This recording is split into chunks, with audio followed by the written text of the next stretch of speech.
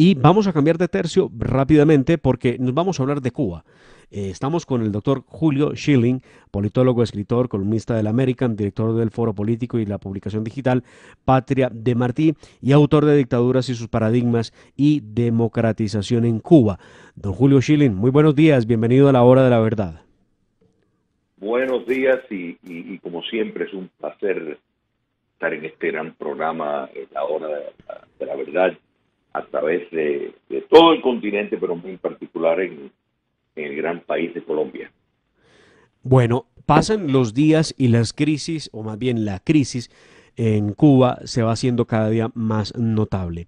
Tenemos una crisis sanitaria, primero pues venida de la pandemia COVID-19, de la que tengo que decirle, don Julio, en Colombia algunos políticos de la extrema izquierda hablaban de las maravillas del sistema de salud en Cuba y de los avances tecnológicos para vacunar a la ciudadanía contra el COVID-19, pero hablaron maravillas, exaltaron, aplaudieron el trabajo de Cuba en el asunto, pero terminaron vacunándose en Bogotá y no con la vacuna de Cuba, sino con la vacuna americana o desarrollada por los israelíes. Entonces, bien curioso, pero eso sí, para decir cosas maravillosas de cómo el sistema funcionaba, no tenían reparo ninguno. Crisis sanitaria por COVID-19, escasez y racionamiento de alimentos, medicamentos, restricciones gravísimas, muy fuertes a la libertad de expresión. Esto ha conllevado a una serie de manifestaciones que hemos visto nosotros, algunos con alguna posibilidad de esperanza en que algo cambie, otros simplemente dicen no va a pasar nada.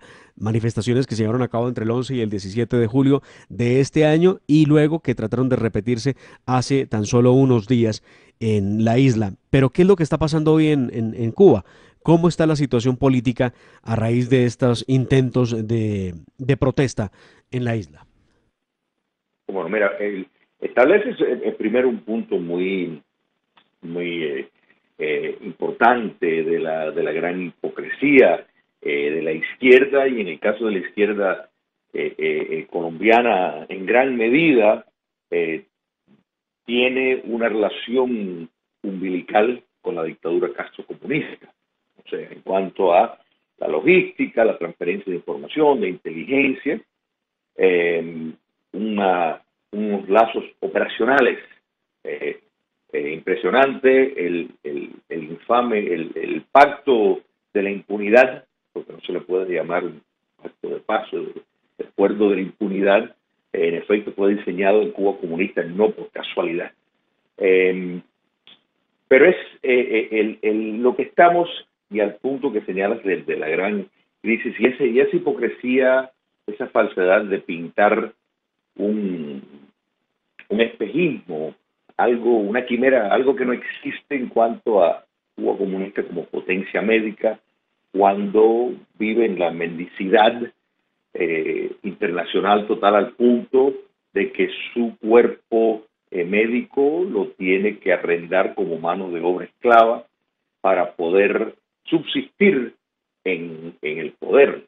De modo de que cualquier persona que hace un análisis serio del grado de la sanidad en Cuba comunista se da cuenta de que el comunismo cubano ha retrocedido de todos los logros y los avances de Cuba republicana antes de ellos tomar el poder.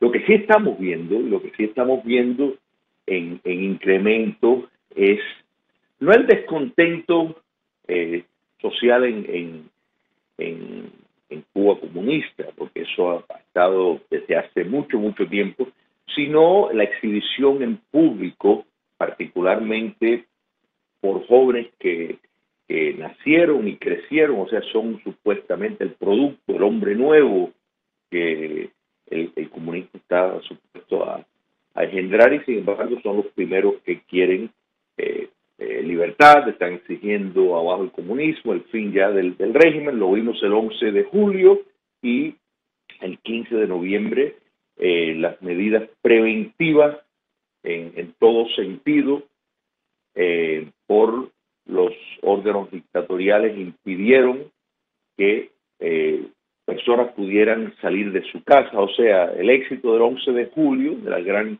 levantamiento popular pacífico, el del 11 de julio, donde cientos de miles de personas a través de toda la isla, en más de 50 localidades, salieron en masa a protestar, fue espontánea. O sea, las fuerzas represivas no tuvieron tiempo de salir a precisamente impedir que esto pues demostró una gran fisura, un debilitamiento extraordinario de la capacidad de mantener domesticada la sociedad. Y esto es fundamental para un régimen totalitario. El 15 de noviembre lo lograron por medio de eso y por medio de una obra, básicamente una obra de ingeniería, donde calculadamente se pudo frustrar lo que hubiera sido una manifestación grande, pero eso no quita el hecho de que ya el pueblo cubano, particularmente la juventud, como quedó demostrado el 11 de julio, ha perdido el temor de las expresiones públicas y de salir a la calle, y eso para un régimen totalitario es ya una sentencia de muerte en cuanto a lo que puede durar a largo plazo. Y bienvenido a la hora de la verdad.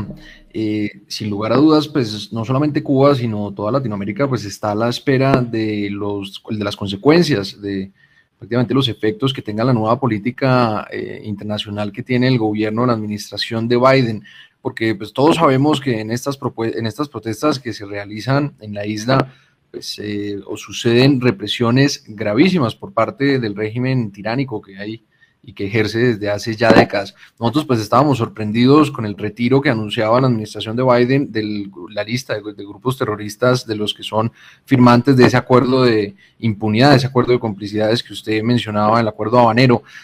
¿Usted cómo ha visto para Cuba que pues, la administración Biden comience a cambiar sus posturas, digamos, se ablande ante lo que todos sabemos es una falsa democracia, un falso Estado social de derecho y pues una falta de garantías terrible para los cubanos? Mira, la administración Biden tiene que operar dentro de los marcos de una democracia. Entonces hay elecciones el año que viene, elecciones que pueden ya determinar quién controla ambas cámaras, y si ambas cámaras pasan a el Partido Republicano, pues entonces básicamente la segunda mitad del mandato del presidente Biden está totalmente paralizado. Eso lo sabe él, lo sabe su gobierno. La Florida, por ejemplo, es el tercer estado de la nación en cuanto a importancia, y recordemos que los Estados Unidos tienen un sistema electoral donde se cuenta cada estado en proporción al número de personas que viven, la cantidad de representantes que tiene, y todo esto le da lo que se llama votos electorales, que de nuevo eso hace que la Florida tenga una importancia extraordinaria. Y la Florida es en efecto la capital no solo del exilio cubano, del exilio venezolano, podemos decir del exilio colombiano, del exilio nicaragüense. Quiere decir que realmente hay una fuerza a favor de la libertad, en contra del socialismo extraordinario en la Florida, y eso lo tiene bien claro el presidente Biden, y pues no va a querer tomar ninguna medida de la que necesita la dictadura castrista para sobrevivir. Y me alegro muchísimo que tocaste el punto del papel de Cuba comunista en la subversión socialista, porque esto es sumamente importante que se entienda que lo que existe en Venezuela, lo que existe en Nicaragua, lo que existe en Bolivia, instituciones como las FARC, las ELN, el propio movimiento de Petro, tienen lazos inexorables con la dictadura castrocomunista, al punto de que es la inteligencia castrista la que les da el señalamiento, el asesoramiento y le sirve de base subversiva. De modo de la gran importancia de la liberación de Cuba para lo que es la verdadera paz continental es fundamental. Y Colombia es uno de los puntos, es una de las joyas de la corona que el castrocomunismo busca subvertir por su importancia estratégica y por ser un bastión de la democracia de tantos años. De modo de que es muy importante que entiendan eso y que Cuba comunista no se puede entender como algo aislado, distante, no. Es el centro de mando de la subversión socialista en el hemisferio occidental. Ahora quisiera preguntarle por lo que lleva a los manifestantes en la isla de Cuba a estar en contra del régimen. ¿No es esto el producto de unas nuevas generaciones que quieren libertad? Y es que lo ven en todo el mundo. Cualquiera puede navegar en Internet, cualquiera puede conseguir información de otra parte, cualquiera puede consultarla, cualquiera puede ver televisión abierta, cualquiera quiere ser normal, quiere tener la oportunidad de tener sus cosas y no vivir bajo un régimen comunista. Esta transición de las nuevas generaciones no son el mayor motor que impulsa precisamente ese grito de libertad que están haciéndole a los Castro. ¿Y cómo podrá terminar esto? Porque no veo uno que haya la fuerza suficiente, por lo menos, para que puedan enfrentar al régimen y recuperar, o por lo menos establecer la democracia que nunca se debió perder hace más de 60 años. Correcto. Mira, Václav Havel, el guionista y antiguo presidente de la República Checa, que fue un líder de la oposición, 6 meses antes de que cayera el comunismo soviético en Europa Oriental, pues se manifestó diciendo que él no veía la posibilidad de que eso pudiera ocurrir en su vida. O sea, no lo veía factible y sin embargo 6 meses después ocurrió. Esto no quiere decir que hay unas fuerzas subterráneas, movimientos que van ocurriendo, que muchas veces no están a la superficie, sin embargo, se manifiestan y es una corriente que no se puede parar.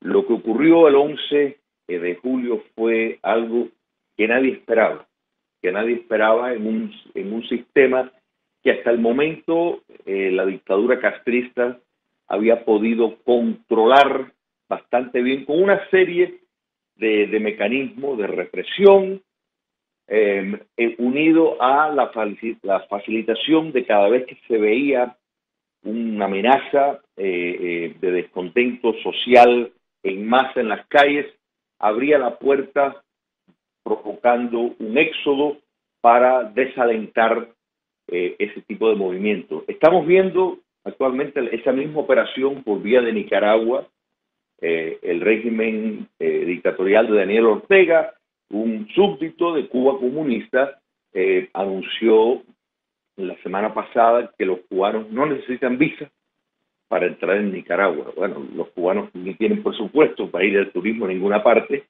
pero eso es un puente, un trampolín para entrar a los Estados Unidos. México, encabezado por López Obrador, que es un ideólogo socialista, íntimo amigo del castrocomunismo, que vimos como en el día de la celebración de la independencia de México, el galardonado no fue México, no fue su historia, sino fue la dictadura castrista en todos sus actos oficiales. De modo de que México también reabrió su embajada en Cuba facilitando visas. Entonces todo esto, visas para los cubanos, entonces todo esto nos indica que está en movimiento esta trama precisamente para intentar desanimar a las personas a querer salir a la calle y exigir su libertad, y en vez de eso, pues, que estén pensando en salir del país y ver si pueden llegar hacia los Estados Unidos. O sea, eso es lo que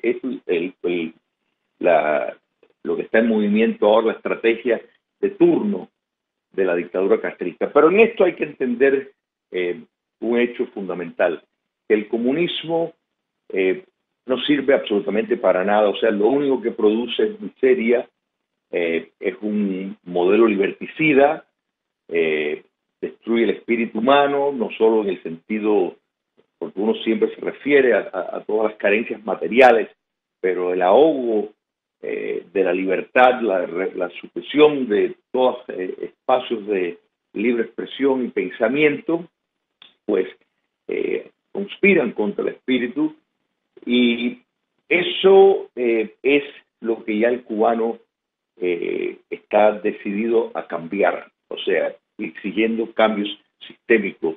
La única razón por la cual la dictadura castrista pues permite acceso por vía de internet a sitios como Facebook y Twitter, YouTube, por ejemplo, es por la necesidad de la moneda dura, del dinero de entrada.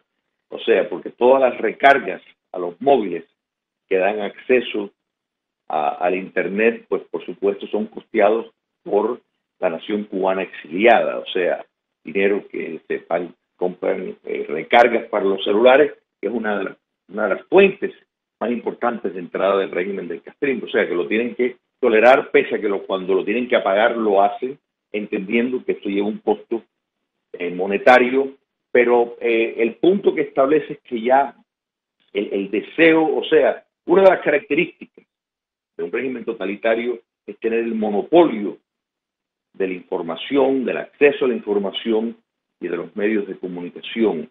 En ese sentido, la era digital y la necesidad de tener fuentes de ingreso, pues obligan al régimen a tener que tolerar que los cubanos, por medio de los móviles, pues lo utilicen para enterarse de lo que está pasando en el mundo. Entonces, pues, eso en parte le complica igual, que eso fue en efecto lo que hizo posible lo del 11 de julio, porque por vía de las filmaciones, pues cubanos de una punta a la otra vieron lo que estaba pasando y salieron a la calle. Entonces, días más, días menos.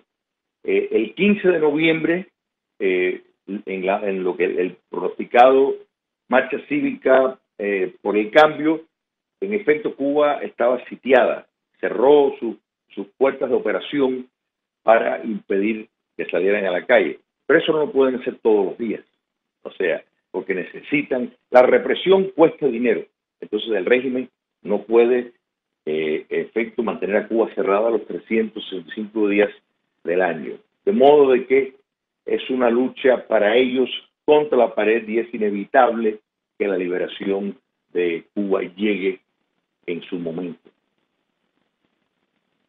Pues don Julio Schilling, esperamos que estas últimas palabras suyas, esto que acaba de decir, de que la liberación de Cuba llegue en cualquier momento, sean una realidad pronto, porque pues es doloroso ver cómo el régimen encarcela, persigue o desaparece a los opositores. Nada distinto a lo que ocurre en Venezuela, ¿no? Donde han tomado atenta nota de cómo debe manejarse la narcodictadura, porque es lo que hay en Venezuela por ahora. Le agradecemos mucho y como siempre lo seguiremos molestando, llamando para que sigamos hablando de cómo avanza en esa lucha por la libertad la isla de Cuba. Siempre a vuestra disposición. Muchísimas gracias. Era el doctor Julio Schilling, politólogo, escritor, columnista del American y director del Foro Político y la publicación digital Patria de Martí, y autor de Dictaduras y sus paradigmas y democratización en Cuba. Avanzamos, escuchan ustedes La Hora de la Verdad.